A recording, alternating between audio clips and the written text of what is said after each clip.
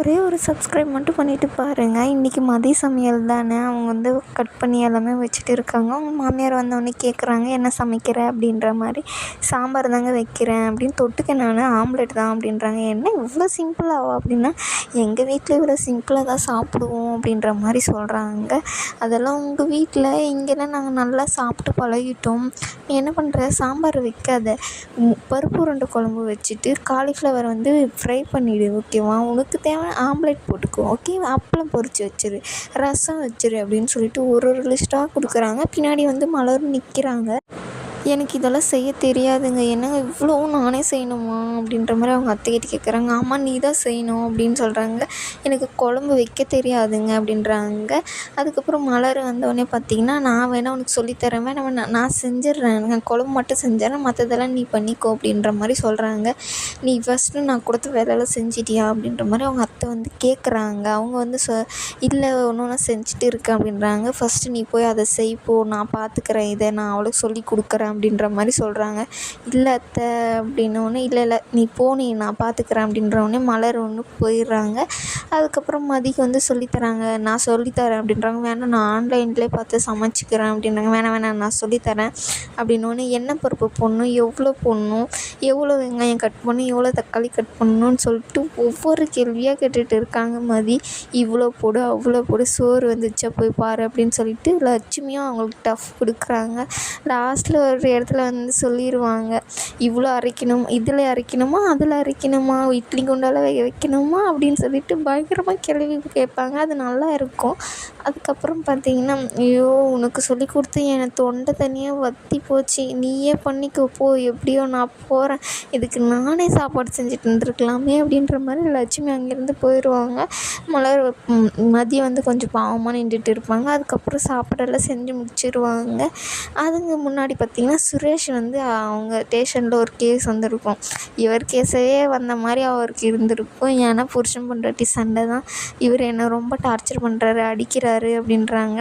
என்னம்மா புருஷன் சொன்னதே சொல்லிட்டு இருக்கா, பண்ணதை மட்டும் சொல்கிற, நீ என்ன பண்ண அப்படின்ற மாதிரி வந்து அங்கே கான்ஸ்டபிளாக இருக்கார் இல்லையா, அவர் வந்து கேட்குறாரு.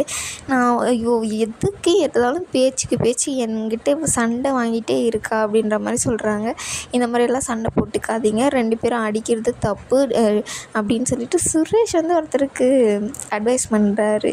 இந்த மாதிரி அதெல்லாம் பண்ணக்கூடாது, நீயும் அவர்கிட்ட கொஞ்சம் இது பண்ணிப்போங்க, நீங்கள் அவங்க மேலே கை வைக்கக்கூடாது, அடிக்கக்கூடாது அப்படின்ற மாதிரி 2 பேருக்குமே அட்வைஸ் பண்ணி அங்கேருந்து அனுப்பிச்சி வச்சிடுறாங்க. அதுக்கப்புறம் பார்த்திங்கன்னா, ரேவதி வந்து வாய்ஸ் மெசேஜ் போடுறாங்க. இந்த மாதிரி என்ன சமையலெல்லாம் முடிஞ்சிருச்சா மதியம் அப்படின்ற மாதிரி கேட்குறாங்க. முடிஞ்சிருச்சுங்க அப்படின்னு சொல்லிட்டு சொல்கிறாங்க. இன்றைக்கி அண்ணி சமையல் ரொம்ப நாள் கழித்து அண்ணி சமையலை தவிர வேறு ஒருத்தர் நம்ம வீட்டில் சமைக்க போகிறாங்க, என்ன நடக்குதோ அப்படின்னு சொல்லிட்டு, இல்லைங்க நல்லா தான் சமைச்சிருக்கேன் பார்ப்போம் அப்படின்ற மாதிரி எல்லாமே பேசிட்டு வைக்கும்போது சுரேஷும் சாப்பிட்றதுக்காக வராங்க. என்ன சுரேஷ் சாப்பிட்றதுக்காக வரியா அப்படின்னு சொல்லிட்டு கேட்குறாங்க. ஆமாம் அப்படின்னு சொல்லிட்டு அவரும் வந்து உக்கார்றாரு. எல்லாருமே உட்காந்தோடனே பார்த்திங்கன்னா, மலர் வந்து நான் பரிமாறவா அப்படின்றாங்க. சமைச்சவ எங்கே அப்படின்னா, இல்லை ஃபோன் வந்திருக்காவ, பேசிட்டு வரத்துக்கு போயிருக்கா அப்படின்னு சொல்லிட்டு சொன்னோடனே மதியம் வந்துடுறாங்க. வந்தோடனே சாப்பாடெல்லாம் எடுத்து வச்சுட்டு சாப்பிட்றாங்க. அந்த உருண்டை குழம்பு, அந்த உருண்டை இருக்கு இல்லையா, அது தூக்கி போட்டு பால் மாதிரி விளையாடுறாங்க லட்சுமி. இதை எடுத்து அடித்தேன், மண்டை உடஞ்சிடுற மாதிரி செஞ்சு வச்சுருக்க, என்ன பண்ணி வச்சுருக்க, உப்பு இல்லை ஒன்றும் இல்லைன்னு சொல்லிட்டு புருஷன் பொண்டாட்டி மாற்றி மாற்றி சொல்லிட்டு இருக்காங்க. மதியானம் சுரேஷ் அவர் பாட்டு சாப்பிட்டு ஃபோன் வந்துனே இருக்கும் அவருக்கு.